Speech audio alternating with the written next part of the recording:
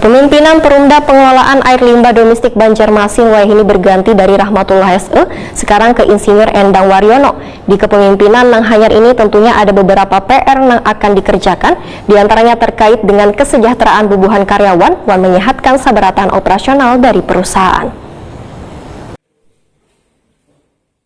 Kepemimpinan Perumda Pengelolaan Air Limbah Domestik Banjarmasin berganti dari Rahmatullah SE ke Insinyur Endang Waryono. Di kepemimpinan Nang Hanyar ini tentunya ada beberapa PR yang akan dikerjakan, diantaranya terkait dengan kesejahteraan bubuhan karyawan dan menyehatkan sabaratan operasional dari perusahaan.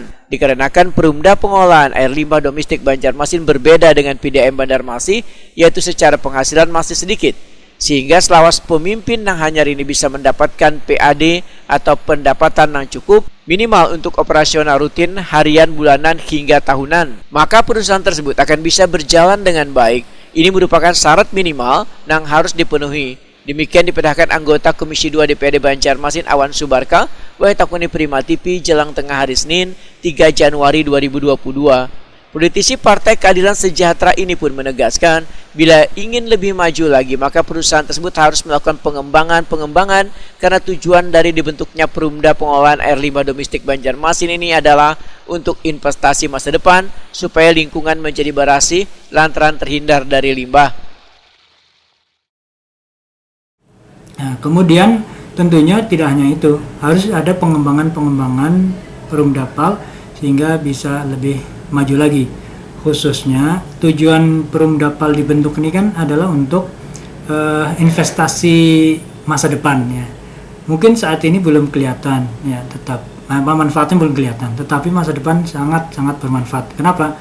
Karena air limbah yang kemudian didaur ulang kemudian menjadi bersih dan sebagainya tadi, yang kemudian tidak mencemari pada masa-masa yang akan datang. Berarti kan investasi yang luar biasa.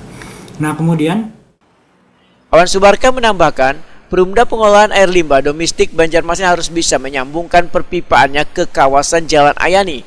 Di kawasan tersebut sudah banyak yang bersedia untuk menjadi pelanggan, sehingga akan menambah pemasukan baru bagi perusahaan.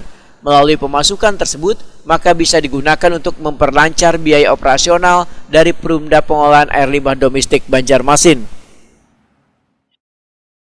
Nah, kemudian yang ketiga yang menjadi PR juga, bahwa salah satu proyek dari Perumdapal yang sebenarnya ini bisa digunakan sebagai sumber pemasukan yang cukup ya untuk membiayai Perumdapal ini adalah apabila Perumdapal berhasil menyambungkan saluran IPAL ini dari yang sekarang terakhir sampai Jalan Koloni Sugiono itu ya, bisa disambungkan melalui Jalan Ahmad Yani sampai ke minimal sekitar Duta Mall ya, Duta Mall.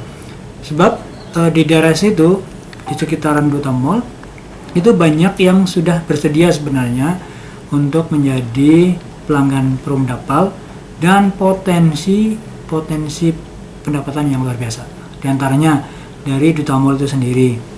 Ya, di sana kan banyak tenan dan sebagainya yang memang banyak lah bisa memberikan penghasilan kepada Perumdapal. Yang kedua, ada rumah sakit Ulin ya. Kemudian yang ketiga, ada beberapa hotel berbintang ya yang juga sekitar Duta Mall itu. Saya pikir ini kalau bisa direalisasikan oleh direktur yang baru, maka tantangan dan hambatan sementara ini bagaimana untuk menjaga supaya operasional Perumdapal bisa berjalan dengan sehat dan bahkan meningkat, maka ini bisa terwujud. Awan Subarka berharap pemerintah kota bisa mengucurkan modal untuk melancarkan biaya penyambungan perpipaan tersebut, karena secara legal formal Perumda Pengelolaan Air Limbah Domestik Banjarmasin serta direkturnya sudah terbentuk. Langkah yang diambil bisa berupa penyertaan modal maupun menggandeng Dinas PUPR Banjarmasin yang mengerjakannya, kemudian dihibahkan ke Perumda Pengelolaan Air Limbah Domestik Banjarmasin.